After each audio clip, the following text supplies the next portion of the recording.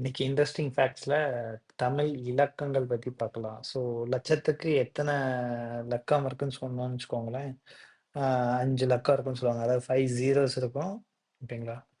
5 zeros இருக்கும். So இப்போ நமக்கு தெரிஞ்சது வரைக்கும் கோடி வரைக்கும் நமக்கு தெரிஞ்சிருக்கும். தமிழ்ல வந்து இன்னும் இலக்கங்கள் இருக்கு. அது என்னன்னு பார்க்கலாம். கோடிக்கு அப்புறம் அற்புதம்னு சொல்லுவாங்க. 10 கோடிய. அற்புதம், நிகர்ப்புதம், கும்பம், கணம், கற்பம், நிகர்ப்பம், பதுமம், சங்கம், வெள்ளம், அந்நியம், அர்த்தம், பரார்த்தம், பூரியம், பிரம்மகற்பம், மகாயுகம். இதுல வந்து நீங்க கணம்ங்கிற வேர்ட நீங்க அடிக்கடி யூஸ் பண்ணியிருக்கலாம். முக்கோடிங்கிற வேர்ட நீங்க யூஸ் பண்ணியிருக்கலாம். ஸோ அதுக்கு எத்தன இலக்கம் இருக்கும் பார்த்தீங்கன்னா, 10^21 முக்கோடிங்கிறதுக்கு.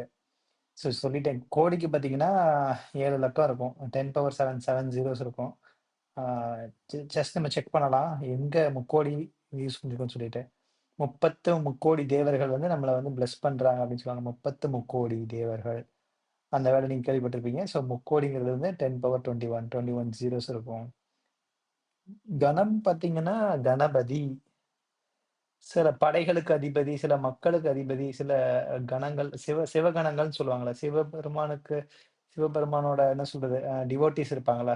அவங்கள வந்து சிவகணங்கள் இருப்பாங்க. அதுல வந்தீங்கன்னா, அந்த கணத்துக்கு அதிபதி. அவங்களுக்கு அதிபதி தான் கணபதி. விநாயகர சொல்லுவாங்க. அப்போ 10^11 கிட்டத்தட்ட நூ அ லட்சங்கோடிகள்னு சொல்லலாம். லட்சங்கோடி சிவகணங்களுக்கு அதிபதியானவர் தான் கணபதி. ஸோ கணம்ங்கிற வேர்ட அதுக்கு யூஸ் பண்றாங்க. That's all guys. நெக்ஸ்ட் பார்க்கலாம்.